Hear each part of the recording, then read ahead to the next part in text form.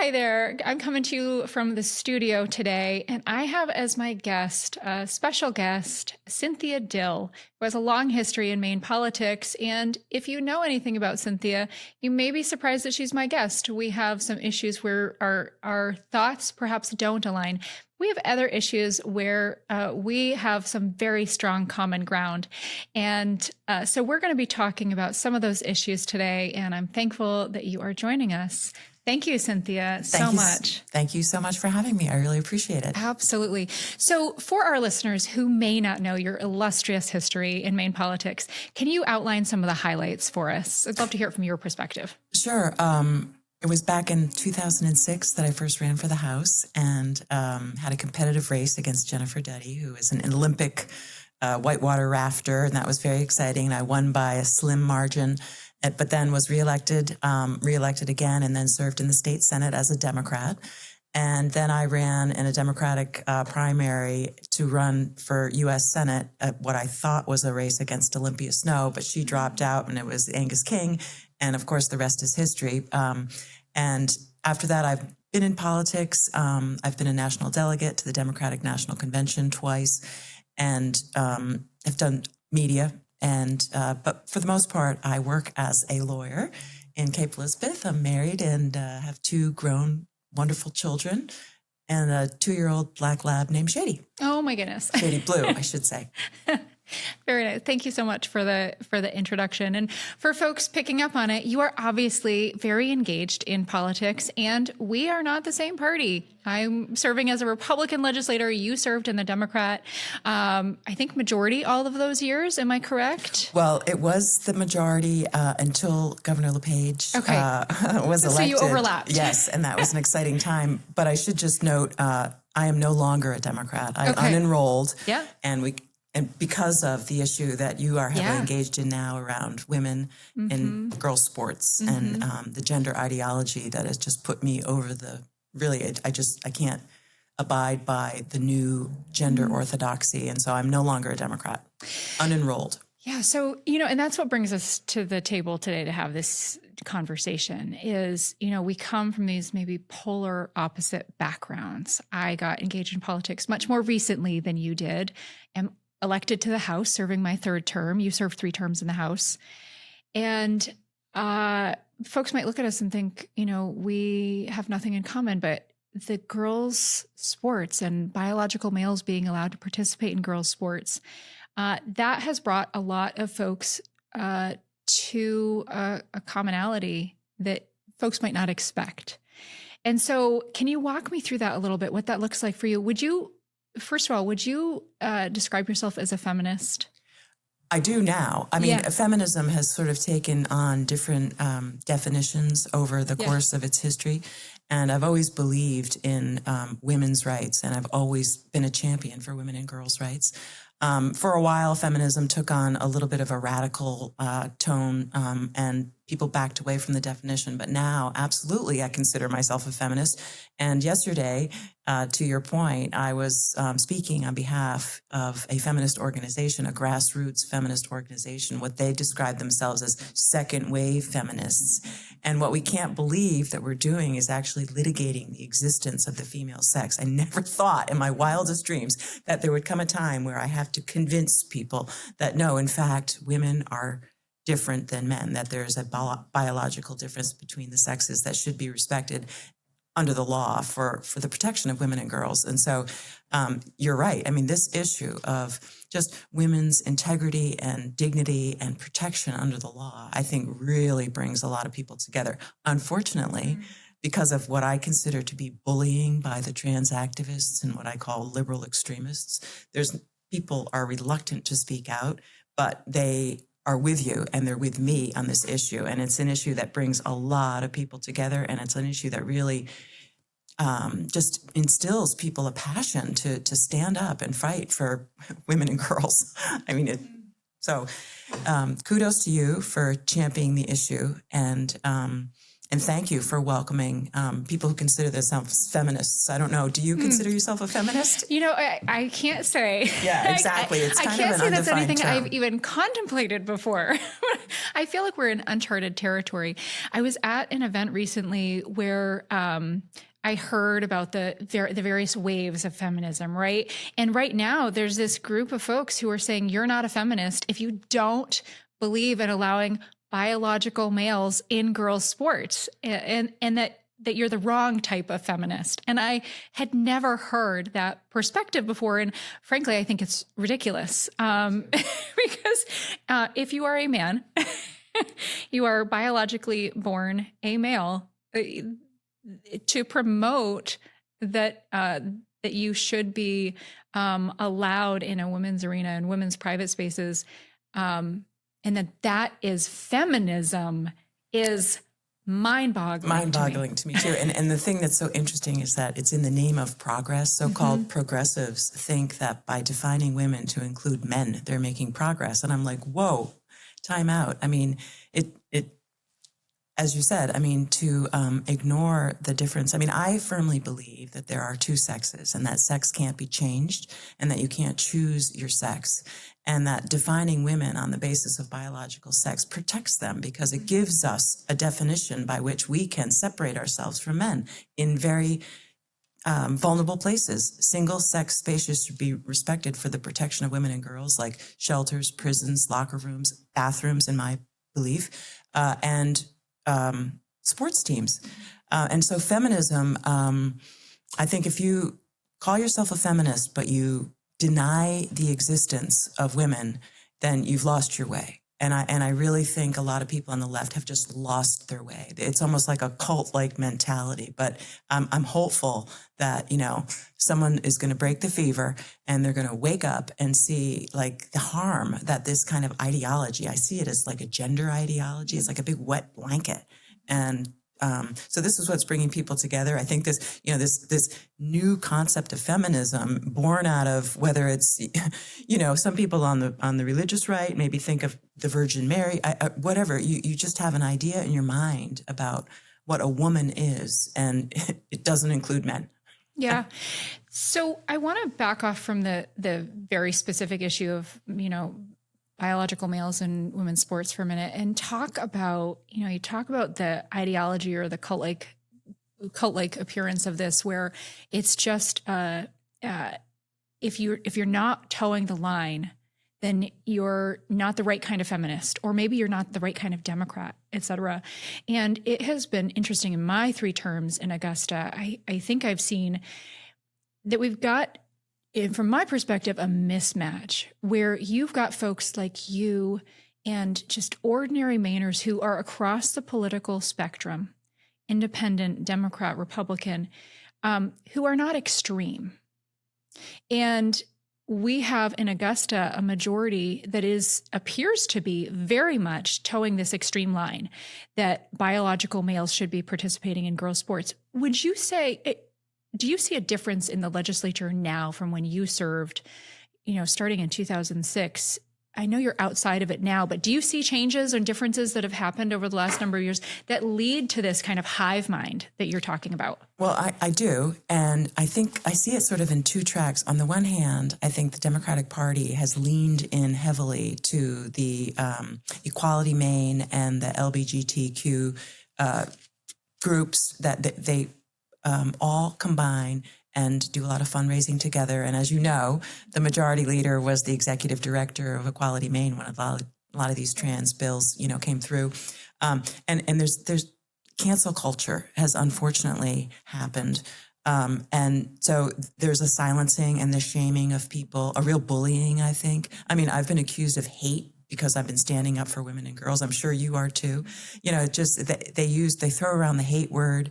And so there does seem to be an orthodoxy in the Democratic Party in Augusta. And if you step out, you're called names. I mean, it's just, it's not libertarian at all. And I don't really know what what to say about what the explanation is, other than I think that special interest groups have taken over politics at all levels, and the special interest groups that fund the Democratic Party are very far left gender ideologues, and it's the gender ideology that's just running running the agenda.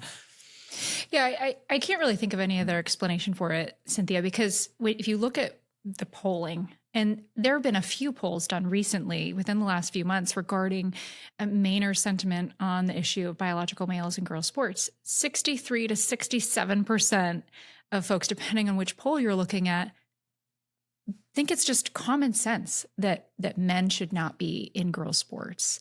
And so it seems like this huge disconnect to me, because part of that, there are Democrats in that group, right? This is across parties. It skews, of course, conservatives or Republicans. There's a higher percentage that don't think that there should be biological males in girls' sports, but there are plenty of everyday Democrats throughout the state of Maine who don't think it's fair. And yet it skews so far in Augusta. We only had 2 Democrats vote against the Equal Rights Amendment when we had the vote on that recently. And that would codify in Maine's Constitution this concept of gender identity and that biological males can be in women's spaces. Ironically, the Equal Rights Amendment. I know. That's what it really just lit a fire under my. It's just like, are you kidding me? Like, the Equal Rights Amendment that it set out to be, equal protection under the law on the basis of sex, and it was completely manipulated. But to your point, I think it has a lot to do with owning the message, and the media and the liberal, elites have just sort of everyone's captured. But like I said, I do think the fever's breaking a little bit, because thankfully we had some common sense from the Supreme Court in the UK, and I think a lot of people are opening their eyes to the reality that this isn't about anti-trans. But you saw all the messaging yesterday. I mean, almost every single headline, Portland Press Herald, Bangor Daily News, the TV stations, they all just sort of, they spit out these catechisms. These are anti-trans bills. And I really think it started when they gave birth to the lie that trans women are women. And everyone has to like cough up this catechism and give a blood, and they make people say it. And unless you say it, you're like X'd out. Right. And you saw that, Stephen King came out and spoke against J.K. Rowling. Well, J.K. Rowling right now is like my absolute heroine, right up there with Pope Francis. So I think these issues about just equality and fairness and human decency is something that most people share. But in the Capitol, like you said, you saw it yesterday. It was like a circus. They bust in like these trans activists from all over, and I thought really manipulated the message by describing these bills as hatred-filled or hatred-motivated, when really it was really about protecting those student athletes. And I do think the girls who showed up and so courageously stood up and spoke their truth to the committee, I hope that will, change some minds, because the reality is that we can have, as a society, protection of women and girls on the basis of biological sex, and we can protect the civil rights of transgendered people. They do it in England now. But what was your, how do you deal with people accusing you of bigotry and hate, knowing that, I know that's not where you're coming from. How do you respond? How do you explain it to your children? Well, my children have had quite the education over the last couple of months. I bet. For sure. But, you talk about the messaging. It really is about the messaging. And even the newspaper headlines, right? The Associated Press gives these guidelines on how you're supposed to talk about these issues. And so anti-trans versus, I don't know, I would call them pro-woman bills. That's what I would call them too. Absolutely. And it's the same thing. I think that folks don't understand that you can believe something is not fair without hating someone. And I think it's absolutely, completely unfair to allow a biological male to take a female's spot on the podium and erase them in that way. But I don't hate the individual that did Exactly. it. And that's, I think, a distinction that is not made by many. And there doesn't need to be this hateful rhetoric. This is not about hate or exclusion. Well, I'll take that back. This is about exclusion, because this policy of allowing biological males to participate in women's sports and girls' sports, it is excluding women. Yeah. That's who it's excluding. And so it is about exclusion. It's about discrimination. We are actively in our state discriminating against Maine women and girls. And that's the truth of the matter. And so the other side does spin it and try to say, this is about hate. This is about, excluding people. It's not, but that's how you have to spin it, to try to, stick with this extreme narrative that people don't believe in. But you've got to go to that bottom line, because if it's not that, then what is it? Well, it's the fact that it's not fair. It's not fair, and it's not fair that people can't speak out about it without being bullied. I mean, you yourself have lost your right to speak, right, and vote. Correct. In the House of Representatives for posting a Facebook page. That and that today's paper, you saw the pictures of the trans people, kids testifying with their names. Now, if a Democratic legislator posts that on Facebook, are you going to censure them? Of course not. It would be such a double standard. So, I mean, you bring up that point that minors, their pictures, their names are posted all the time. They parade them around. Absolutely. One of the athletes that has been dominating in girls cross country for several years now had his picture and his name and his school on the front page of the Portland Press Herald. And it was in celebration, right? It was highlighting this advancement made by having a biological male winning in girls' sports. It was in celebration. And so that was okay. But because my post got a negative reaction, that is not. And it highlighted something that folks, I think, hadn't realized was going on to the extent that it is. And once folks found out and realized the truth, they don't agree. They don't like that we have this unfair policy, that we're discriminating against Maine women and girls.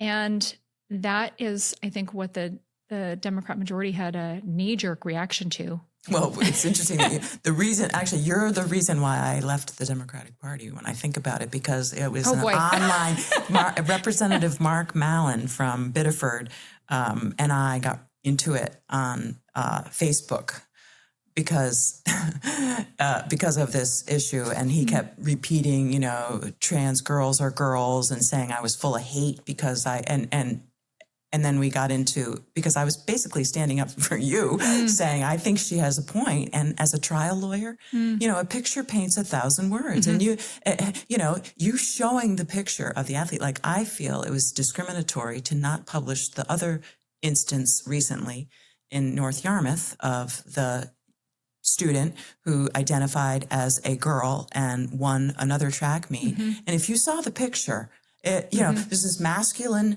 student, and they won. And so why can you post a picture of, on that day, the next day, the Portland Press Herald had a picture of girls playing softball, and they show the girls and they show their names, but they purposely don't show the transgendered student, I guess, because they think they're protecting him. But in my mind, it's I don't know, it's misrepresentation by omission. If you don't show the picture and you suggest it's a vulnerable population, then you think, oh, this poor kid. But if you see this kid with this victorious, muscular body, changing, crossing the finish line, a picture paints 1,000 words. So it was because of you I dropped out of the Democratic Party. Wow. Because I know, because I really felt strongly that the censure in the Maine House was almost like the Handmaid's Tale when I saw you down at the well of the House. Like, I don't know, it almost seemed like you had to get down on your hands and knees. So I'm just curious, why aren't you going to apologize, Representative Libby? Oh, this is a no-brainer for me. And it's just, it was the truth. And to me, an apology would be apologizing for speaking the truth. and for speaking up for Maine women and girls. And so it really is that simple. I will not apologize for speaking the truth. But I also know that there are so many young women in our state that are terrified to speak up. I have talked to any number of them. And so I would never want my apology to be the example to them that you can't speak the truth, and that you should apologize for speaking the truth or for standing up for yourself. So there's multiple reasons. I think the first, that always comes to mind is that I won't apologize for speaking up with the truth. But right behind that is serving as an example for young women to feel like they can speak up, because I don't think that it has been, okay for women to speak up on the issue. We've got these competitions going on. You have coaches, teachers, girls competing, parents, all right, quiet. No one saying anything about this. And I think we've had folks say, oh, this isn't fair, or this isn't right, but feel like they're in the minority. Right. I think people feel very much that they're in the minority, and that prevents them from speaking up because they'll be canceled or shamed or accused of being a bully. And I liken it to like the Salem witch trials. You're not the first. Like it's an entire community just gets completely groupthink. They get out of their mind, or the emperor has no clothes. I mean, I feel like this is a situation where a lot of people have just lost their minds. They've been brainwashed. They've been duped. And, thankfully people are speaking up. I'm curious, if you had to do it over again, would you have posted the same picture and done it the same way? I certainly, when I posted it, I had no idea how strong of a reaction it would get. I mean, I couldn't have predicted that. Millions and millions of views. In hindsight, I would do the same thing, because I think what overall has come out of it has been positive in seeing more girls willing to speak up, in highlighting what is going on in our state, and that Mainers are aware, far more aware, I think, of that underlying push for this ideology. And it's not just affecting women's sports. It is broader. And, we haven't talked about the parental rights issue at all, but I firmly believe that parents should be in the driver's seat and know what is going on with their kids. And there is stuff going on in Maine schools that parents are not aware of. And I don't think that that's okay. And I believe that Mainers are more aware now than they ever have been of really what's going on in our state and in Augusta, and who is in charge of our state. Who do you think is in charge? Well, I gave a speech 2 years ago talking about another bill, a bill to advance abortion to full term. And in that speech, I highlighted that in that case, Planned Parenthood was driving the bus and the Democrats had no control. They had to do marching orders. And I think we have the same scenario here. I think those special interests that you named are driving what's going on in Augusta on this issue. And if the Democrats do not toe the line, then they are looking at, funding for campaigns every 2 years. What's that going to look like if they don't do the bidding, right? We saw, following that bill, LD 1619, we saw a Democrat in Waterville get primaried because he did not toe the party line. And that, I am sure, could be an outcome here if folks don't toe the party line and vote to support this gender ideology of allowing biological males in girls' sports. I think we could see the same outcome here and see primaries on the Democrat side, because the special interests that pay to keep the Democrat majority in the majority every 2 years is not going to tolerate folks stepping out of line. Well, and you see it, I see it all over. I mean, I would, I guess, push back a little bit and say that there was a time, maybe not so much anymore, but when the NRA had a control like that over a lot of lawmakers, because you need money to win a campaign. Yeah. They have a lot of money, and it's transactional.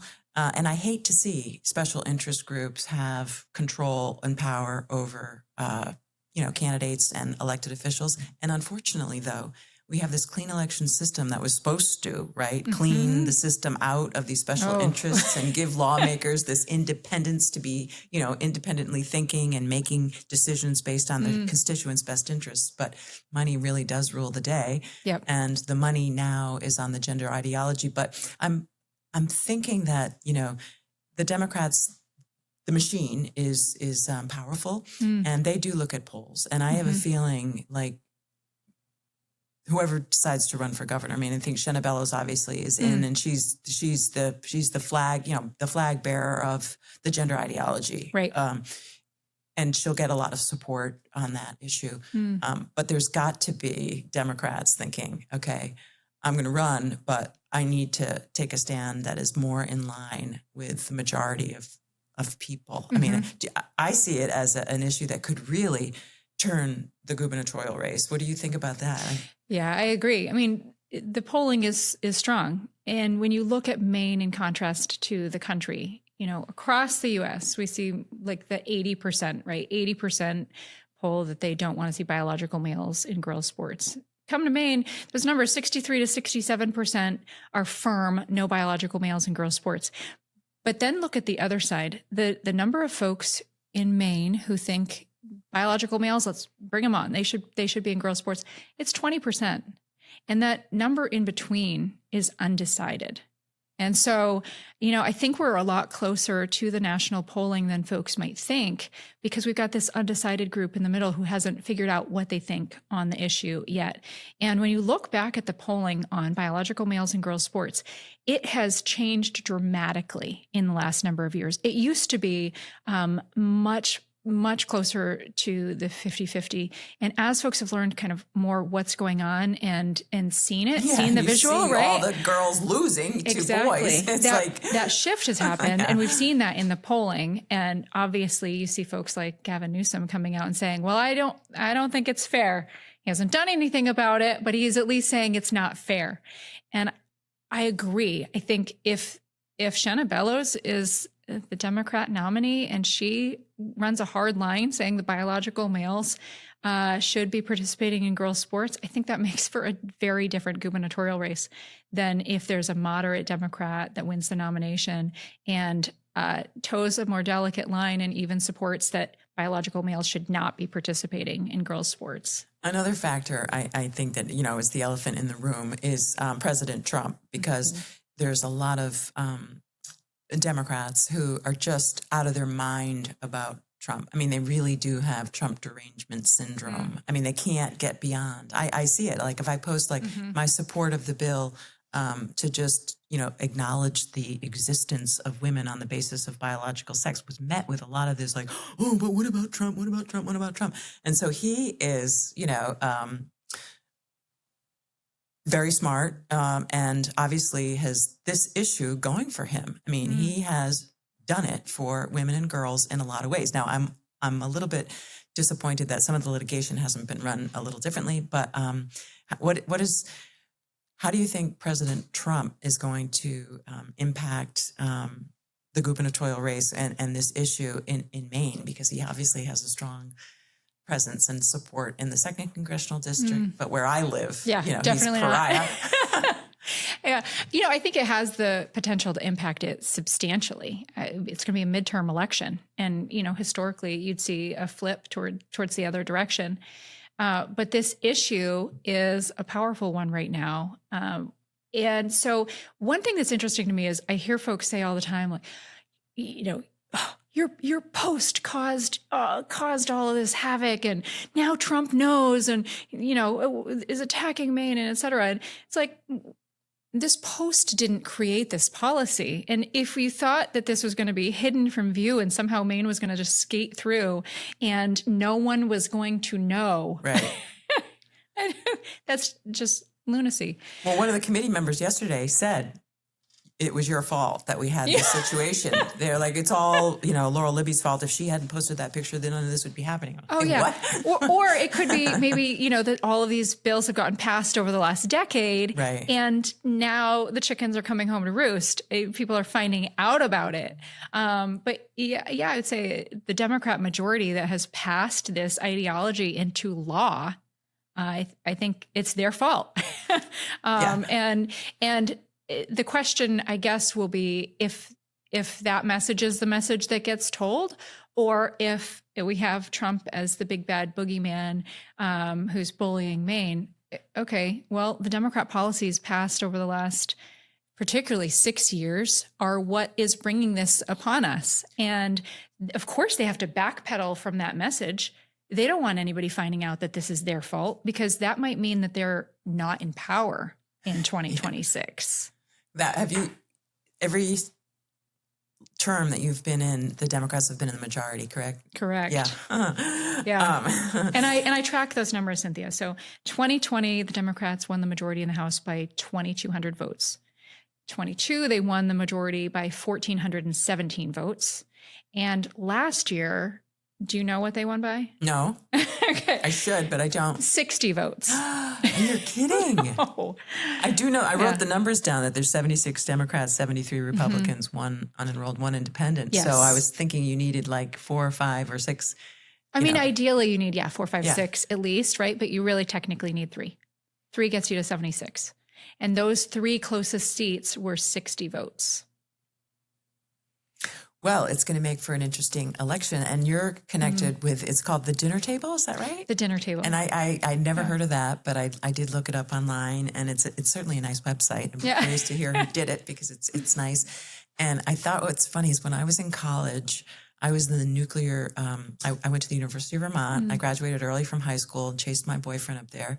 And then broke up with him. But I stayed in Vermont, and I was in this non-nuclear suite. And at that time, Ronald Reagan was like enemy number 1 in my 18-year-old mind. And when I went to the website of the Dinner Table, and you had the quotes, right? The great quotes, it's like, oh my God, you almost like yearn for a time where you had that kind of leadership. So what do you hope to do? Everyone wants to know who's running for governor. Are you, how close are you to announcing a run for governor? Well, I'm considering all options. I could say that, but the bottom line for me is, I have a family, and so they're certainly a consideration, and our state. I was born and raised here, and I love our state. I can't imagine living anywhere else. And so the only option for me is that I have to fight for it to be the state that I know that it can be, where liberty flourishes and we're economically thriving. And so I will do whatever I believe is going to advance liberty the most in Maine. And so that decision certainly weighs heavily on my mind. And when I decide, folks will certainly know about it. Well, I was thinking it was interesting for me to read a little bit more about your background. I didn't know that you were a nurse. I didn't know that you had 5 children. But also I was thinking, an interior designer. Like if she does get in the Blaine house, that could really work wonders, because that thing, I haven't been in a couple of years actually. So maybe they've upgraded it, but I kind of doubt it. So that would be, I'm curious I know you're a very religious person, or at least that's what I believe based on what I've read. Do you have any reaction to the new Pope? Yeah, I actually, I don't know a lot about the new Pope. I am a Christian, but I'm not a Catholic. And so it's very different coming from my more Protestant Christian background to see what's going on with the new Pope. It's been interesting to watch that process. And I've been learning a lot from my colleagues in the House who are practicing Catholics and who've been talking about the process and all that goes into it. I've learned a ton. It's fascinating. It's fascinating to me. Somebody said yesterday, we saw white smoke, and I had no idea what that meant. So I received an education there. I think I'd been peripherally aware the last time the Pope was elected, what that meant. But it's been interesting to watch. And, I think that it could have dramatic effect on policy. There are folks within the legislature who are strong practicing Catholics and who do really pay attention to the leading of the Pope. And I hear that he is pro-life. I hear various things. I don't know what they all mean until we see what he puts forward. So it'll be interesting. I was thinking yesterday at the State House, I mean, you and I were there for a long time. I was there, I don't know, for like 11 or 12 hours, and it probably shows. But it was interesting to me that many members of, or what appeared to be members of the church with the collars and stuff were testifying in favor of, testifying against these bills that had been described as anti-trans. And even my church put out a Facebook post saying, you know, we got to step up for these anti-trans bills. And I put on Facebook, like, these are not anti-trans bills. They're pro-women bills. So I'm hoping that there's an education, not only, you know, to the people who are going to vote, but to some of these these institutions that just bought hook, line, and sinker. Like that. My theory, if you are interested, is that once the marriage, you know, same-sex marriage passed and was blessed by the United States Supreme Court in the Obergefell case, I really feel like there was a lot of activists on the left who just had nothing else to do. And they're like, oh, what's the next cause that we can like, and this trans thing came on like by storm. And then there was COVID and the online social media and the kids at home. And all of a sudden, all these trans influencers, and the thing just went out of control, just blew up. And most of the people who are pushing this issue don't even know that not a single person showed up at the State House to support gender equality in the Maine Human Rights Act. You know, it was just Equality Maine, the ACLU, and like a couple other special interest groups. There was no single person that came forward and said, oh, I want female to be defined in Maine law. So I'm hoping. And you're referring to the legislation that passed, I think it was in 2021, that added gender identity to the Maine Human Rights Act. Is that what you're Well, it was in 2019. Yeah. Okay. Gender identity was added. And then there's a law. And this one really, what I want to talk to you about is over in England, the law that sort of set things in motion to have this proclamation on high that women are defined on the basis of biological sex. It started with a law to have gender parity on corporate boards. And that's the law we have in Maine. You referenced that yesterday. And that's, I think, passed in 2021. And it identifies female as anyone who self-identifies as a woman, regardless of biology. So I feel that that's the issue that could really generate, you know, people to come forward and just say, no, we want female to be defined on the basis of biological sex. So what would it take to change that law? I mean, do you think there's... Or to get this issue, are you thinking of doing any, you said you have all your options open. What about a citizen-wide referendum? Or do you think it's just going to take a majority of Republicans in the legislature? Yeah, I mean, I think there's a couple different tracks. Certainly a conservative majority. You know, I think a couple things send a message. If we won a conservative majority in 2026, I think that this issue will have played into that because it's been widely disseminated. I don't think you can run into too many folks in Maine who don't know, at least peripherally, what's going on with biological males participating in girls' sports. And I would say, you know, that's been pretty broadly talked about.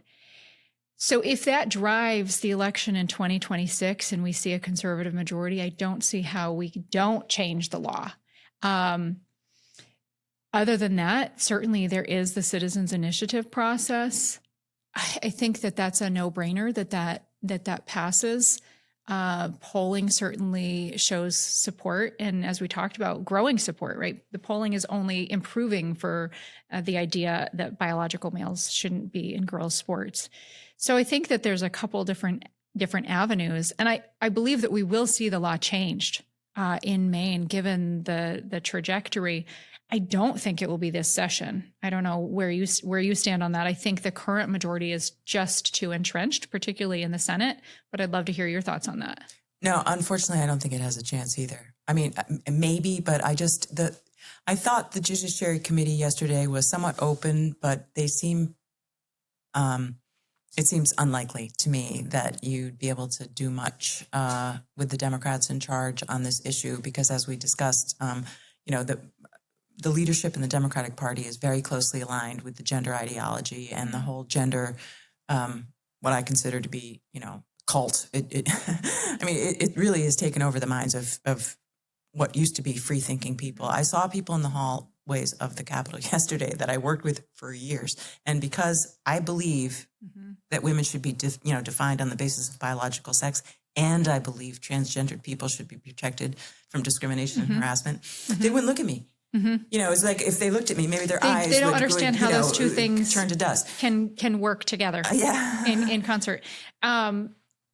Interesting to me. I don't think it will pass, but I think we'll see a fair number of shenanigans in regards to this legislation. And I'd be interested in your take as an attorney, if you're okay commenting on it. One of the representatives, Adam Lee from Auburn, next door to me, he has recused himself from a debate over this issue on the Judiciary Committee and as well voting on the floor because an attorney at his firm represents the Maine Principals Association. And that seems a bridge far for me with himself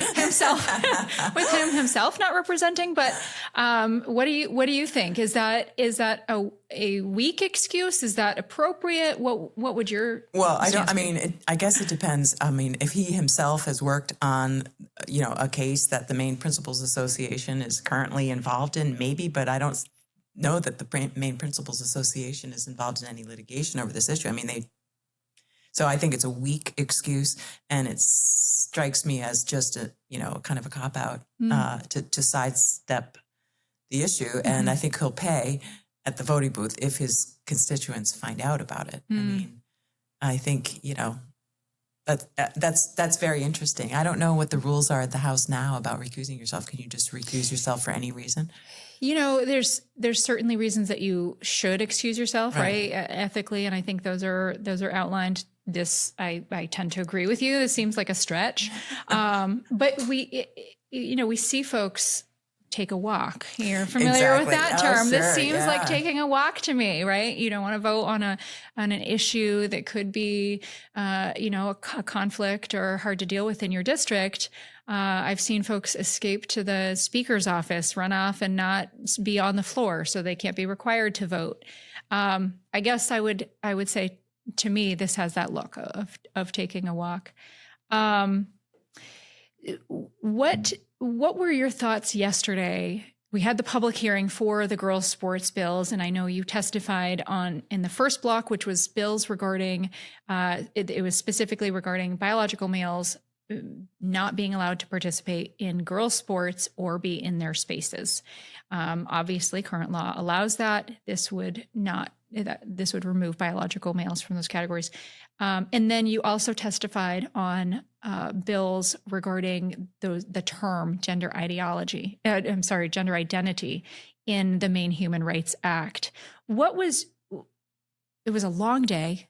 There were a ton of people who testified. As you said, a lot of folks bust in for this day. What was your overall takeaway or your thoughts watching this process? It seems somewhat of a circus and orchestrated as a show. I think it looked to me like it wanted to be, when gay marriage was in the legislature, I was a legislator. And that was so different because it was all about love. And so the people who came up and testified were like, I just want to marry this person. We're in love. And it was talking about a legal relationship. And so it made a lot of sense to so many people that why should we allow, why should we not allow people to commit legally to support one another, And so it won the day. And all the signs were like hearts and love. And yesterday wasn't about that at all. Yesterday was about you're either with us or you're against us, and we're the good guys and you're the bad guys. And it was like a lot of hooting and hollering. And so my takeaway was, on the one hand, I was a little bit turned off. On the other hand, it was just sad to me because I really felt like so many of these young people had been led astray and didn't have maybe the maturity or the time or the resources to really dig deep and figure out what the implications of these laws are and what people were saying. Like, 'cause when I finally gave my testimony about, protecting women and girls, I could tell a lot of people were surprised. I don't know if they thought I was going to stand up and say, like, I'm a homophobe, and I'm not.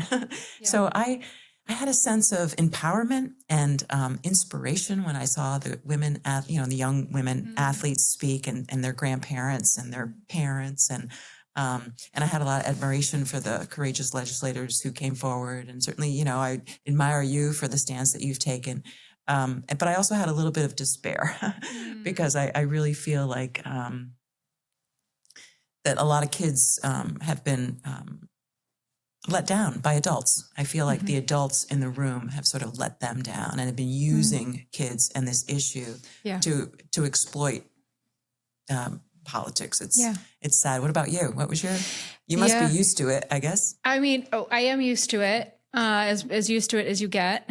And, on my side of the aisle, I hear an argument given a lot, or a question asked, and that is, if these girls just stopped participating, then this would all be over so quickly. And I just think that is so very unfair. I understand the question, and people are right. If girls just stopped participating, it probably would be over pretty quickly. But it's also so unfair. You bring up that, adults in the room are not being the adults in the room, and that they're not standing up. And I guess that was what was so disturbing to me yesterday, is that we see the adults there advocating and saying that this is not just okay, but that they're advocating avidly for discriminating against our women and girls. And it's been missing from the conversation. Anytime that I hear Governor Mills talk about it, there's no attention given whatsoever to the young women. She completely sidesteps it. She ignores the fact that there are human beings who are being relegated, as I said yesterday, who have a ceiling of second place. Anyone who runs against a biological male who is faster and stronger and winning the 1600, the 800 last week, or the pole vault, John who won the pole vault, Soren winning these cross country and track races, there is an automatic second place ceiling, full stop. That's it. And to have these adults advocating one after another, that is acceptable, and that we should continue to push our young women aside, is very disheartening and frustrating. But it also breaks your heart a little bit. It definitely breaks your heart. And it breaks my heart that especially a lot of women don't see the underlying misogyny in all of this, that somehow these girls are supposed to take second chair to the boys, that somehow, like this young man who now is a young woman, who said, the quote is, when I realized I was trans, I started running on the girls' team. My perspective underwent a huge shift. Now I wasn't just competing as a way to manage stress. I was being open about who I was, and I was able to form connections and bonds through this wonderful activity. And, it must be great to win all the time. I'm sure it boosts your morale. But why couldn't that same person express themselves on the boys' team? Still identify and express their gender identity. But, that's what, other trans athletes are being, either forced to do or are willing to do if they want. Like there was an athlete down, it was posted in the Washington Post. So I just feel like if adults said to these kids, the rules are that there are two teams based on biological sex, and you can express your heart's content, express your heart out, wear your gender on your sleeve, on your forehead, but you have to follow us, or you don't have, you don't have to play. You don't have to.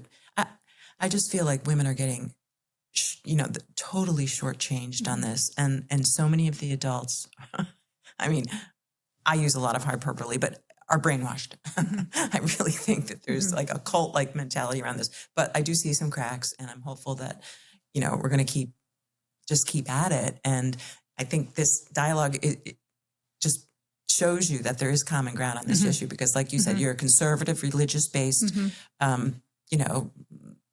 Republican, and I'm no longer a Democrat, but I was there yesterday speaking on behalf of a grassroots feminist organization, and I used to be, described as ultra progressive. But on this issue, and a lot of issues, I think, people are looking to sort of come home to a little bit back to a normal, like back to a place where the adults are in charge, that parents have rights, and that politics is really about serving the people instead of serving these special interest groups, hopefully.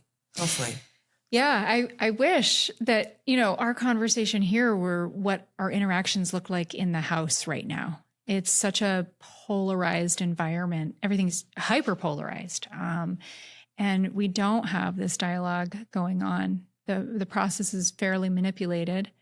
I would say entirely manipulated. And it's unfortunate, because I think it's a huge disservice to Maine people that we're not having a dialogue like this and finding that common ground. Because I think a lot of the times our goals might be similar. What you just described for Maine, it sounds lovely, right? And I think most folks could agree on that, if not how to get there. Well, thank you so much. There was one other thing I wanted to ask you, as you are an attorney. I'd love your thoughts on this. I've been wondering who the young woman would be that would sue the state over this issue. Do you think that case would have any merits? And I ask that because the Maine Human Rights Act it doesn't just have gender identity in it. Gender identity was added, that you can't discriminate on the basis of gender identity, but we already had in the Maine Human Rights Act that you can't discriminate based on sex. You can't do both at the same time. And so Maine young women are being discriminated against on the basis of sex, and that is illegal. And so that is codified in our law. Do you think that there is a case for a young woman to bring who has had to compete against a biological male and has been pushed aside, has lost a trophy because of it?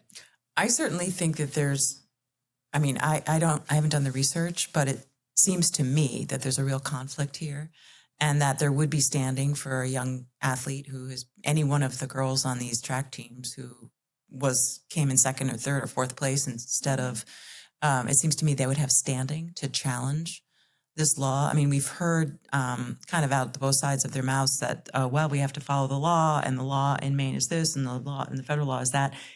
I was always, taught as a lawyer that, federal law takes precedence, and it really galls me that Title IX now, which was set out to create a level playing field for women and girls, now is being used against them to allow boys to play on their teams. So I do think that there's a case. I also think that there's a case to challenge this gender parity on corporate boards. Any female, could say, hello, this definition, it discriminates against me, because if the purpose of a law is to create opportunities for women, and then you define women to include men, it's just ridiculous. But to the sports thing, absolutely. But the poor young girl who is going to be the plaintiff, it would take something very strong. We saw some very strong girls yesterday who I would encourage. I'd be curious to hear what you're going through litigation. You have one of the nation's top lawyers who's represented the president before the Supreme Court. You probably know what it's like a little bit. And in your case, it could be a landmark case against the Speaker of the House and the Clerk of the House, and it must put a lot of pressure on you. Would you wish that on girls? Right. I wouldn't wish that on girls. No, of course not. At the same time, I think it's absolutely necessary, because we talked about how we could see change through the legislature depending on the majority, or we could see it through a citizens initiative. We also could see change through that third branch of government, through the courts, based on current law. And I think it would end up going to the highest court of the land. And I think we're going to have to see the same happen in the US that we saw recently happen in the UK, where it was declared that a woman is a woman and a man is a man. And I think that's going to have to come from the Supreme Court. I don't wish that on any of our young women, but I hope that one is brave enough to do it. And I would support her with all of my being. So would I. Because I think that has to happen. And that we have to see this go through the courts in order to see sanity prevail, not just in Maine, but across the country. We might be one of the most visible states going through this right now, but you see Oregon and California, who are also actively discriminating against young women in their state. And so I think that it's necessary that it go through the courts. And certainly we have plenty of young women in Maine who would qualify to bring that suit. Well, and I have I really have the utmost respect for the judiciary in Maine in the federal system. I don't practice that much in the state system, so I'm not dissing them. But my experience with the Maine federal court is that a very high level of judging, and it's not about politics. And I would trust the federal court in Maine to thoroughly examine this issue and to render a decision that was just and fair. And I would encourage, if there's any young women, or I guess maybe young men, I haven't quite thought that through, but that wanted to challenge this situation, that I would strongly encourage them, because I think they'd have a lot of support from the community and from the state. Unfortunately, I think they'd have the spotlight on them, and it would be very difficult. But if they had the family support and they had, support from leaders, I think they could get through. And they might win, they might lose, but I think the wind is at the girls' backs. I mean, I think we've got the law on our side, we've got the facts, and I think we have the people here in Maine supporting them. I mean, it's hard for people to speak up because of cancel culture and the bullying that goes on, but I hope somebody does do it. I hope somebody does bring a case. Yeah. Well, thank you so much, Cynthia, for being my guest today and having this conversation. I can't express how much I think that this is critical, that we've seen such a breakdown in our society when folks who might share some opposing views and some similar views are not talking to each other. And I think there's incredible value in having the conversation. So thank you all for joining Cynthia, Dill, and myself today for a conversation around biological males and girls sports and how that brings folks with very differing views together. So tune in next time. We'll look forward to seeing you then. Thank you.